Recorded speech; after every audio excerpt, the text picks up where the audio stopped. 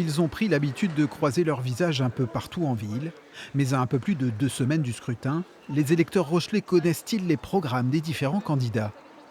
Moi oui, parce que je m'y intéresse, donc je vais sur les réseaux sociaux, je vais au marché, donc je les croise tous au marché. J'écoute un peu autour de moi, mais c'est tout. Réseaux sociaux, c'est pas trop mon truc. Moi, j'ai vu un candidat qui proposait il y avait un parking qui proposait à Verdun, faire un parking souterrain, des choses comme ça, plus pour les riverains. Mais c'est tout ce que j'ai vu.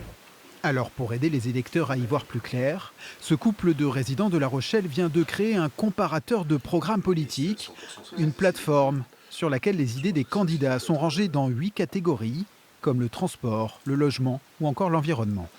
Il y a beaucoup d'informations qui tournent sur les différents réseaux sociaux, etc. Mais effectivement, c'est très éparpillé, pas très structuré, et c'est compliqué pour n'importe quel citoyen rochelais de faire ce travail d'investigation.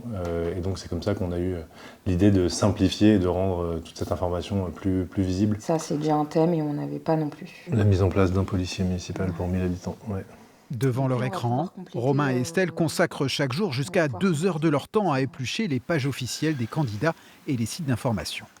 On a tous les deux un travail à côté, c'est vrai que faut se dégager du temps, donc il y a le côté fastidieux, mais en même temps c'est hyper intéressant. Ce que j'espère, c'est qu'on ait réussi à donner une information qui n'était pas forcément très facile d'accès. C'est une démarche citoyenne non partisane, vraiment de vouloir partager vraiment ce qui compte, c'est-à-dire les programmes et les idées des candidats. Un outil citoyen qui permettra peut-être à certains électeurs de dissiper les doutes dans l'isoloir le 15 mars prochain. À voter.